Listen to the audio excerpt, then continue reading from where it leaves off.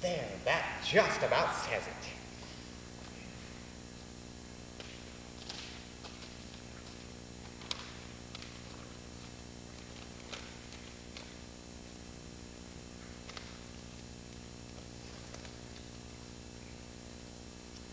Now, let's see if we can still manage a limerick. There once was a Manhattan queen with nothing that she hadn't seen, till they said no charades. You're a person with AIDS. Abandon all plans for the screen? You better put down that Marine. Don't subscribe to a new magazine? Mom didn't turn on your machine.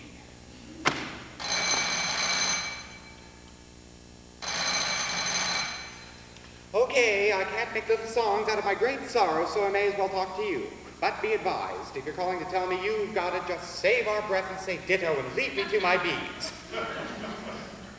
Oh, Bob. Well, of course you haven't got it. Who'd give it to you? Except a good-hearted USO girl like me. And we were way back in the 60s when the word AIDS was preceded by the words American military. How am I?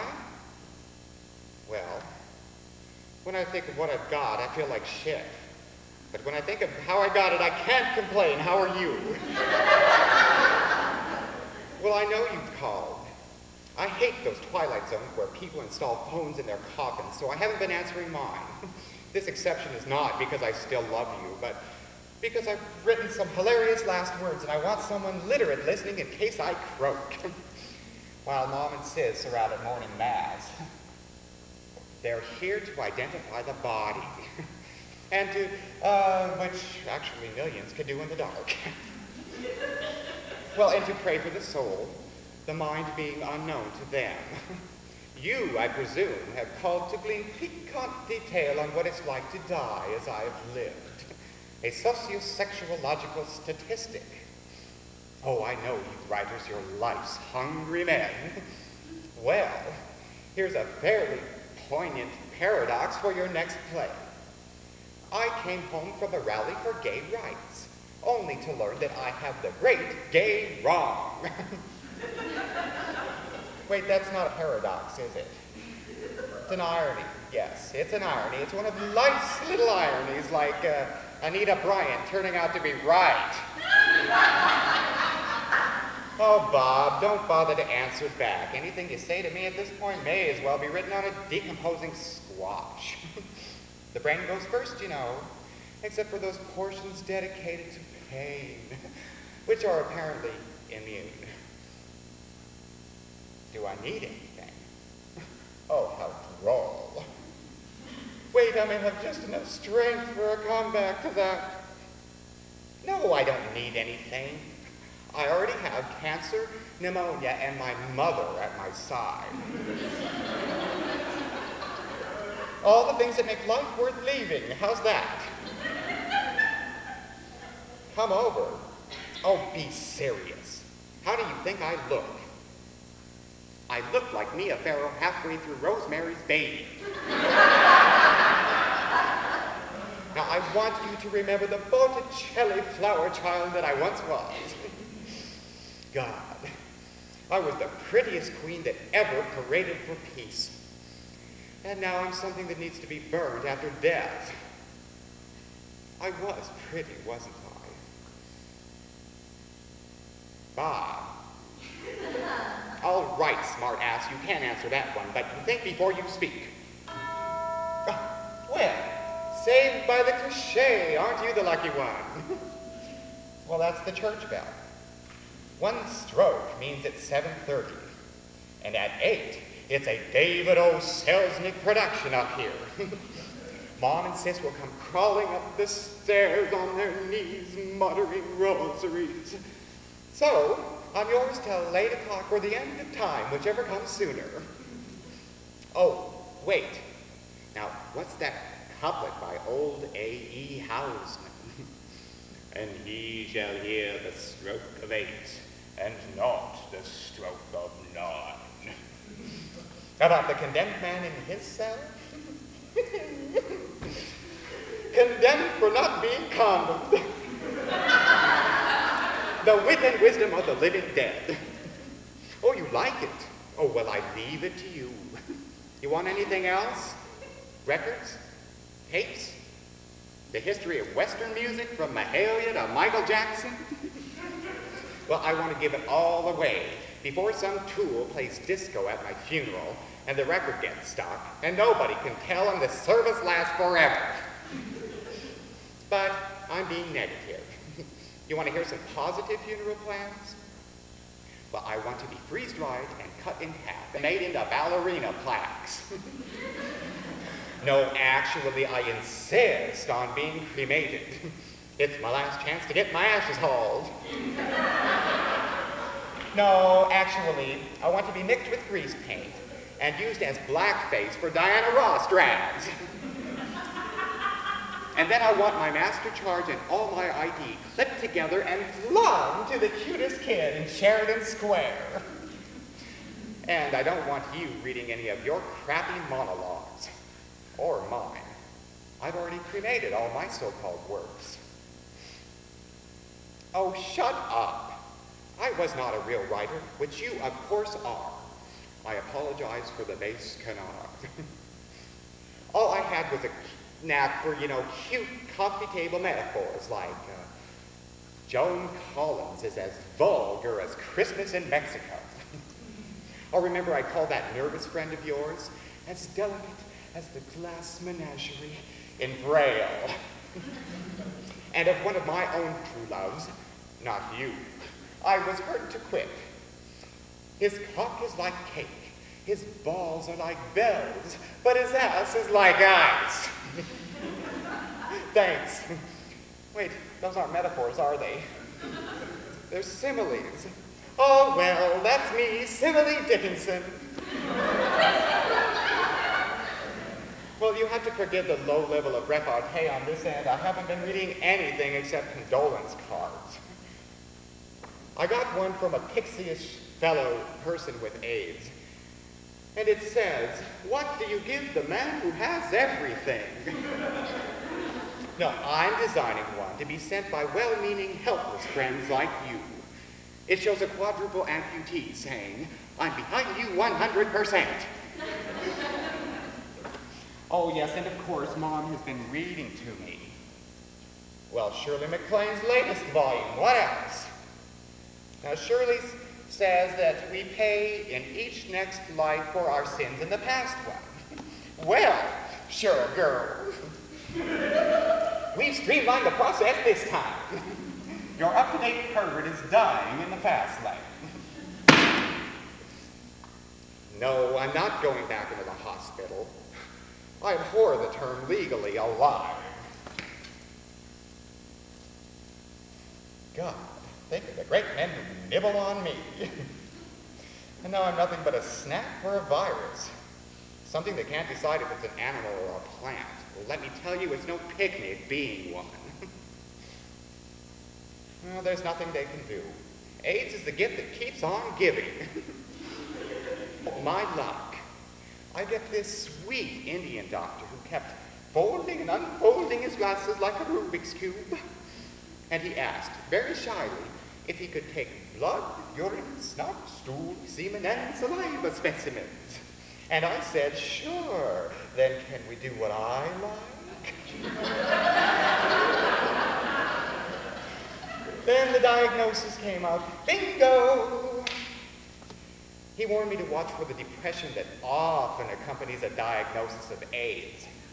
So I said, with a show of great relief, AIDS?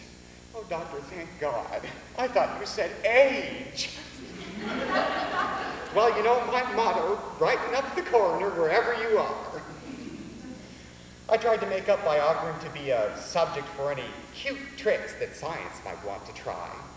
And he said, Mr. Wood, we cannot use you as an experimental animal. And I said, Doc, I'm an effeminate queer. I've never been used as anything else. Oh, except by you, Bob. Yes, we know that. We truly were in love. That was love, wasn't it? No wonder it went out of style.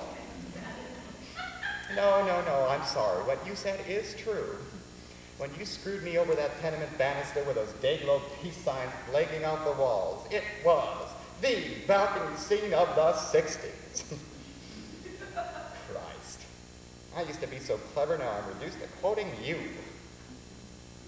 I was clever. When I was just a little girl in the East Bay, California, I noticed that East Bay was pig Latin for beast. But I knew I'd found my niche when I realized that Alice Bay was pig Latin for phallus. Yes, isn't that good? Do you think we can interest the virus in 1930s musicals and it'll turn queer and stop reproducing? Scratch that, you have to be born to royalty. Well, that's how that lovely old 1940s closet queen who brought me out put it. Born to royalty? Oh, he'd spot some hunky number and he'd lean over to me and he'd whisper, do you think he was born to royalty? Meaning he was a queen. Born to royalty. God knows I was. 12 years old, I rummaged through the biggest country western record barn in Central California and came up with the only Marlene Dietrich album on the West Coast. Now you have to be born with that instinct. And all by my little lonesome, I found Walt Whitman and Aubrey Beardsley and dyeing my bangs with lemon juice and ordering everything a size small and outlining my eyes with ballpoint pens so when the boys made me cry, they wouldn't see anything running. And when my age became the socially conscious we generation, I had to fight for my right to riot in pink high heels. And when we OD'd on politics, it became the me generation. I drove to New York on a lavender motorcycle after using my last sunshine acid despite the communion wine. Oh no, I should have. I could have been Jimmy Jones. I could have been a contender. Instead of a drab example of the D generation, turned into a serving of sushi for a flock of plankton. But let's not talk about me when I'm gone. Where was I anyway? Oh yes, we're born that way. We're part of nature's plan, that riff. Well, it's trite, but it's true. Where would the world be without its fairies? We may be about to find out, mayn't we now? And you've been too ugly for a decade for anyone to screw with. You'll live to see it. A world without fairies. Bloomingdale's, of course, will have to close. And there'll be no girl singers to speak of and speak of and speak of. Whole strains of ferns and poodles will die out. And plaid shirts will be marked down to $3.95 in memoriam. Well, of course, fairies have been dying out since the 70s macho Marlboro movement. And if I live till noon, I'll never understand those clones. Trying to look like the bullies that beat us up in the schoolyard. Well, now they're living proof, wherever that term still applies, that you don't have to learn to be gay. You have to learn to act straight, which may be the origin of the verb to ape. Thanks. Why, if it hadn't been for a few effeminate holdouts like me, the color beige might have completely disappeared off the face of the earth. Oh. Oh.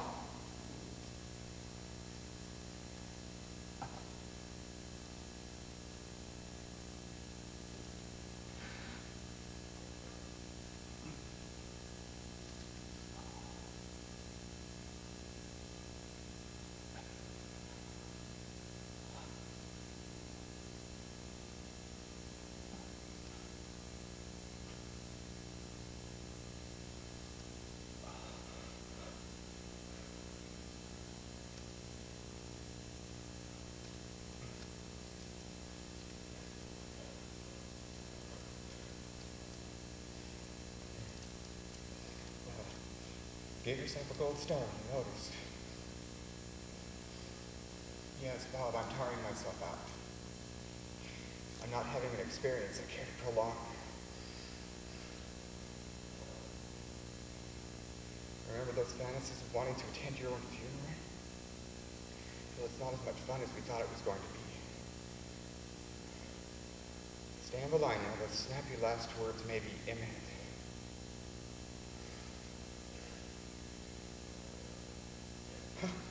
It's my party. Die if I want. Oh, I'm sorry. I'm being cruel. Well, let it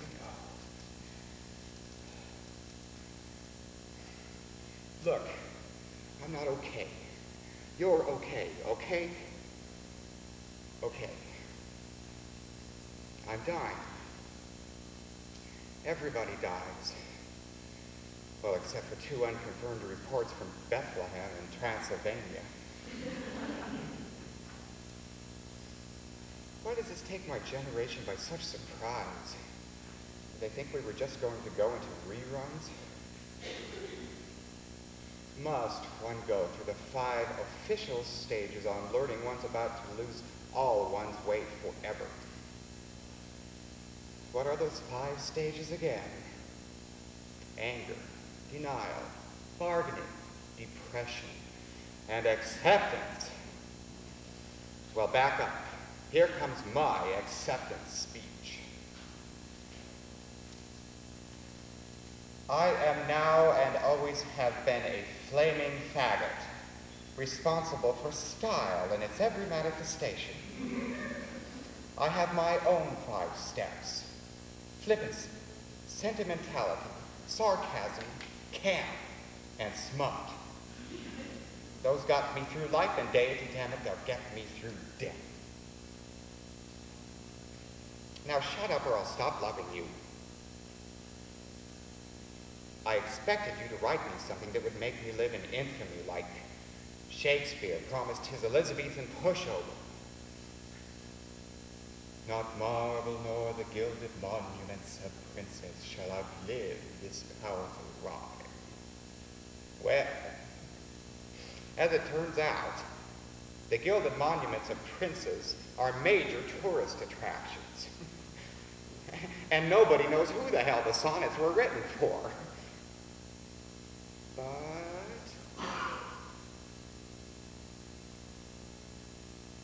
don't cry. I love you. You're brilliant. That was a base canard. You're a wonderful writer. I am less than the dust upon your laurels. You're probably the greatest living gay playwright, or with any luck soon will be. Look, how's this for comfort? We were the last 2 white people ever to fall in love. Now that ought to rate some space in the whatever became of books. And there are no challengers on the horizon. How can anybody fall in something as awful as love when they're being careful? Oh, don't. Oh, yes, of course. Yes, you're right. You're always right. Love will survive. They couldn't kill it with those purple hairdos. They certainly can't kill it with a plague. Boys will fall in love with each other's earlobes if all else should fail. Because it never was really about sex, now was it? It was about love.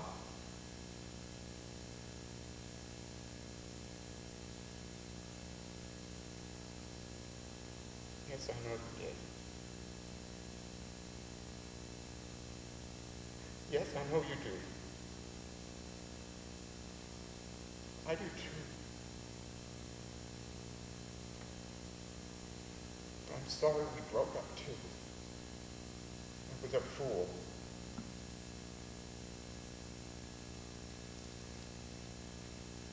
Now, wait a minute. Maybe you were the fool. How did we break up? You told me we had to cool it for a week because you caught crabs. And I thought it was a lie because you didn't love me. So I took up with that jailbait street meat for revenge. And you went off in a huff to save world drama. Yes, I thought I remembered it being about love. Oh, well, and looky here now where we are. I love you, you love me, and we're having a deathbed reconciliation fade out. That ought to satisfy 2 students of montage. Dear Lord, I'm suffering like a living thing. Sex may be safe, but love never is. Oh. Saved from a fate worse. Let me look. Yes, there's Mom and Sis rushing from judgment. Well, I can see the church in the sky, and the old International Stud Bar. Oh no, fool, it's a restaurant now like everything else. How did they clean out that back room? Probably poured polyurethane to level the ruts left by my knees. No, don't call again. Now use that new phone sex service. It promises troll-free calls. Well, if you have to do something, why don't you write a funny AIDS play? Well, of course you can. It's the biggest joke played on us since sex itself, and with the longest punchline. I don't want you to call. Now, if God wanted us to be friends with our old lovers, he wouldn't have made them such creeps. Now, goodbye, I love you, shut up.